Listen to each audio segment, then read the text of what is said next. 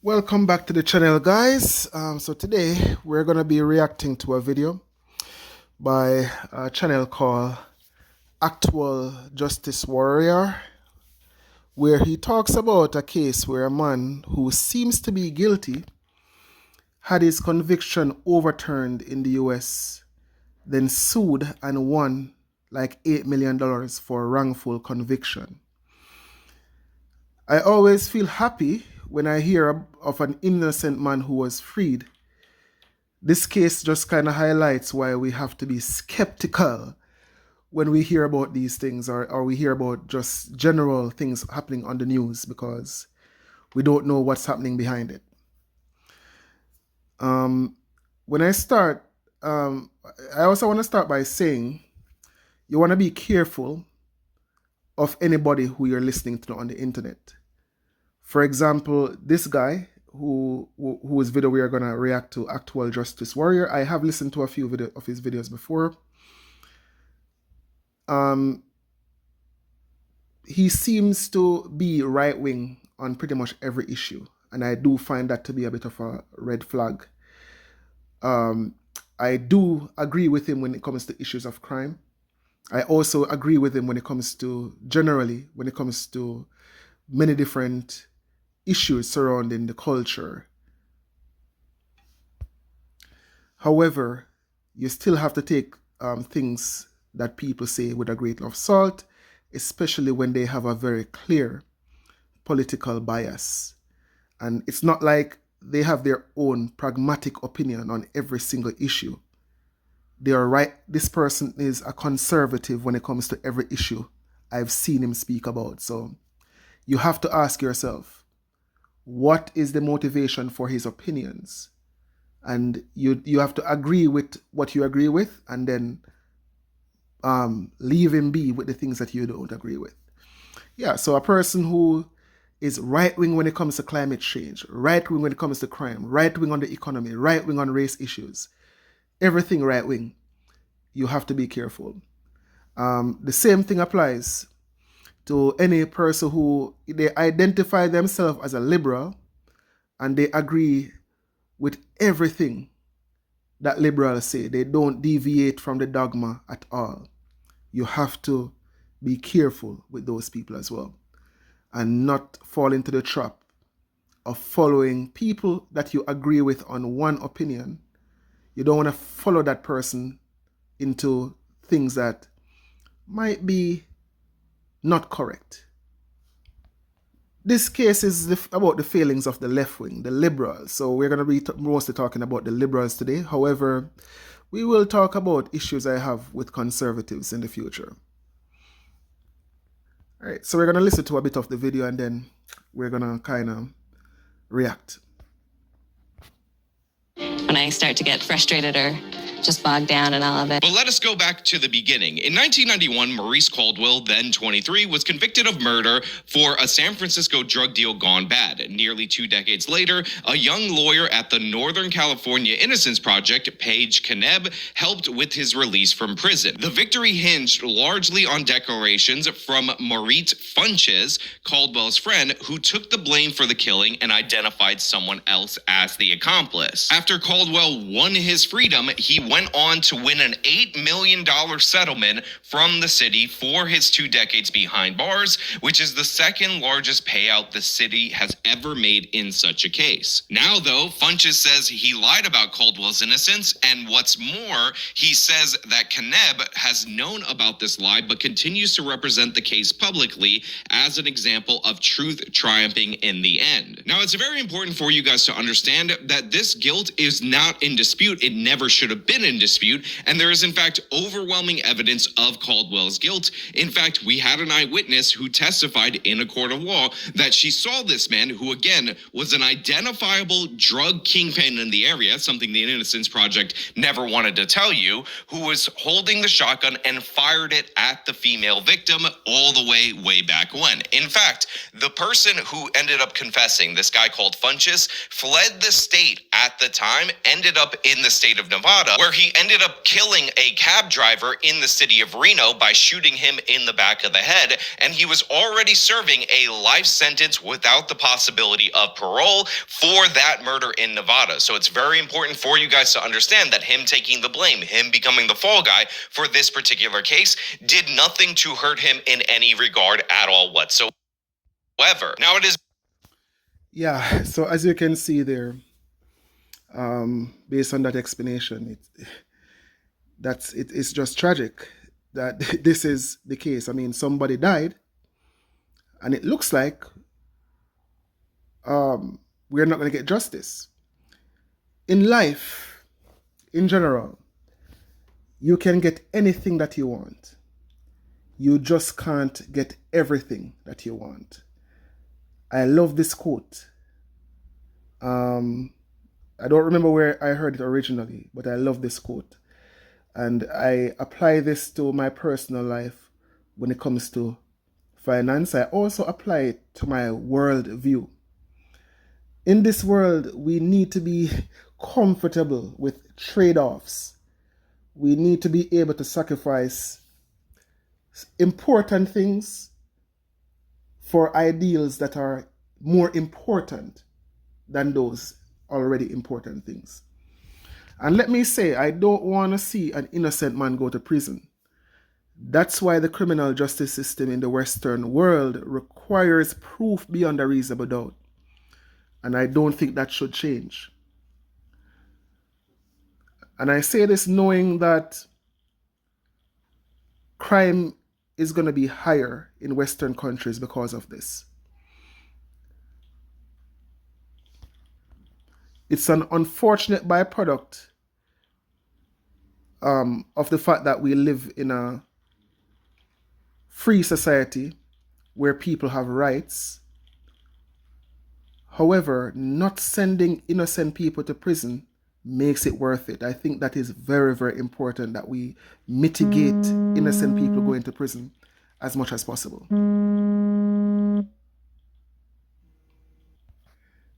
And we can look at places, dictatorships like Russia and China, who have significantly lower crime rate. And if you like to live under a dictatorship, that would be wonderful. You'd live in a country that is way safer. These countries, based on their judicial system, though, also lock up significantly more innocent people. The conviction rate in a place like Russia or China is like over 99%. In Canada, where I live, the last one I could verify from a few years ago, the conviction rate was at like 65%. And it varies from year to year. And the US has a similar system to Canada. So the conviction rates in the US may or may not be similar. The point here is that criminals go to prison in a dictatorship and stay in prison, or they get executed if the crime that they commit merits them being executed. However, again in life, you have to be comfortable with trade-offs. I love the freedom I have in Western countries, and I like the fact that we try our best to keep innocent people out of prison. I don't want to go to prison for a crime I did not commit. Hence, I don't want to see another man go to prison for a crime he did not commit. So, as much as China and Russia would be lovely because they do a better job of prosecuting criminals, I would not want to live there. Now, in Western countries, because so many criminals walk free, another trade-off might be appropriate. The criminals that are caught need to pay a hefty price. There has to be some kind of deterrent. If so many criminals are walking free by the nature of the judicial system, the ones who are caught, they have to pay a hefty price. I believe that 100%.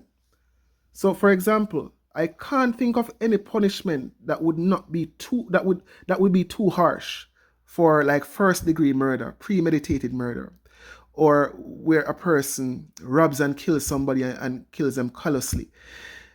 I can't think of any punishment that would be too harsh for that. And I know people like to talk about free civilized societies should do better, but free civilized societies, the only way to keep them free and civilized is to punish criminals. Yes, so let's listen to a bit more of the video and then I'll continue my comments. The person who ended up confessing, this guy called Funchess, fled the state at the time, ended up in the state of Nevada, where he ended up killing a cab driver in the city of Reno by shooting him in the back of the head. And he was already serving a life sentence without the possibility of parole for that murder in Nevada. So it's very important for you guys to understand that him taking the blame, him becoming the fall guy for this particular case, did nothing to hurt him in any regard at all whatsoever. Now, it is very important for you to understand that this is often the case with jailhouse confessions, and this is often the reason those confessions are completely disregarded. This guy was serving life without parole. There were no negative consequences for him coming forward, and in fact, he gained not only financially, but gained by having a relationship with the attorney that was working on the Caldwell case, which also included a bunch of other perks. She was actually caught sending money to his daughter, among other things that were clearly and obviously manipulative. Not to mention, she was love bombing this guy, sending him sexy and racy photos and all kinds of other things in order to trick this guy into getting on board, into saying that he actually was responsible for this. And the crazy thing is that before the hearing that ultimately ended up leading to the release of Caldwell, this man decided that he was not going to testify. So what this lawyer ended up doing was burying his ability to show up to the court to be cross-examined and trying to admit his handwritten statements without him, never mentioning to the court of law that he had already recanted that false confession. I don't think there's a lot. Sorry, I didn't mean there's a lot specific to exonerees. I sort of meant more there's a lot about, systemic racism and what's happening today that I would definitely recommend. Trevor Noah did an incredible one of his episodes on the Daily Show from home, just talking about this.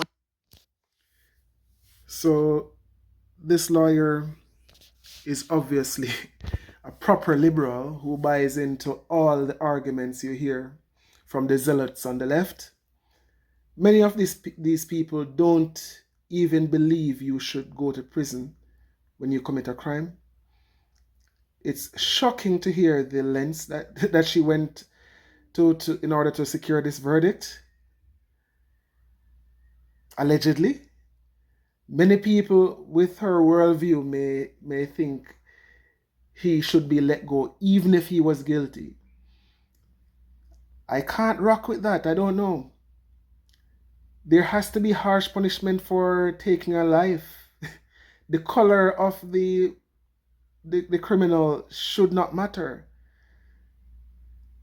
I especially care about issues surrounding black criminals going to prison because I am black and black criminals are more likely to kill me and my family.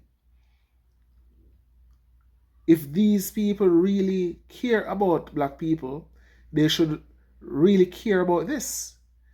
It's easy for elites, black or white, to have nice opinions on criminal justice reform because they don't live in these communities. It is black criminals that stifle economic activity in black communities. It's black criminals, again, that makes it so that a black father does not feel comfortable walking down the street with his kids in his own neighborhood.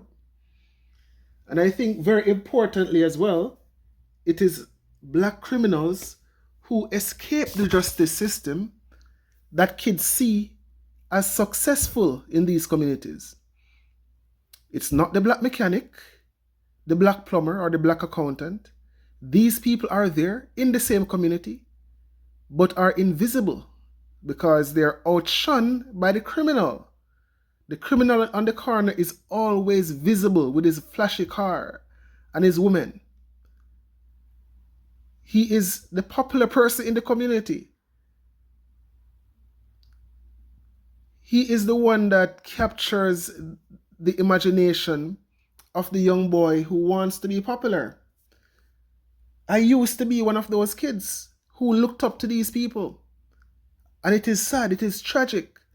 My friends also looked up to these criminals in the community. Some of us were lucky, like myself. Some of my friends did not make it as they were seduced by the lifestyle and crossed the line into the criminality themselves. And they were not paying attention to the odds that if they go into criminality, if they are likely to not live very long, or sometimes they go to prison, which they should. When people turn to certain type of crime, gang crime, violent crime, it is time for punishment. They should be removed from the streets so they cannot inspire more boys. Rehabilitation is fine to talk about. But what is more important is to prevent the young boys from turning to crime in the first place. Break the cycle. Save lives. Give justice to people who have lost their lives. I mean, this case is so tragic in so many different ways.